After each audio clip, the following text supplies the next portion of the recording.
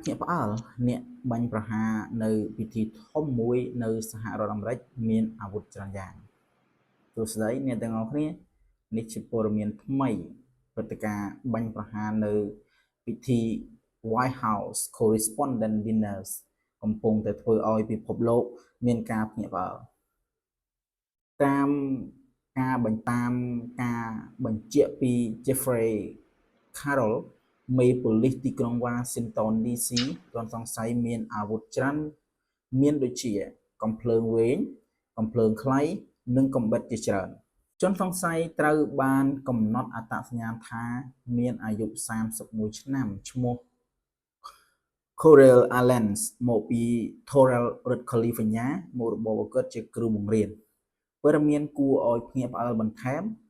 គេបានលាក់ខ្លួននៅក្នុងបន្ទប់បណ្ដោះអាសន្នជិតច្រកចូលដែលមានសន្តិសុខមិនគ្រប់គ្រាន់ហើយបានយកអាវុធចាញ់ពីកាបូបមួយនេះគឺជារឿងគួរឲ្យព្រួយបារម្ភខ្លាំងណាស់ព្រឹត្តិការណ៍ធំដែលមានមន្ត្រីជាន់ខ្ពស់របស់សហរដ្ឋអាមេរិកជាច្រើនអ្នកបានចូលរួមប៉ុន្តែសន្តិសុខនៅចំណុចមួយនោះវិញអាចមានចន្លោះប្រហោងបែបនេះសំណួរសួរថាតើធ្វើដោយមិនដេចបានជាជនសង្ស័យអាចនាំអាវុធចូលមកច្រើតបែបនេះ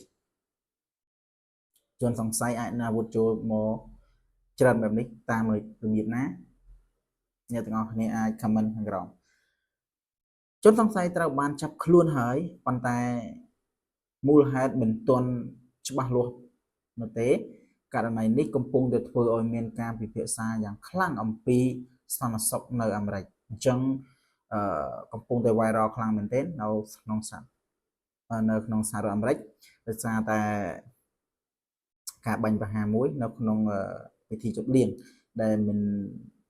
បានត្រួតពិនិត្យឲ្យបានច្បាស់លាស់ឬក៏មានគេថារលកក្នុងអញ្ចឹង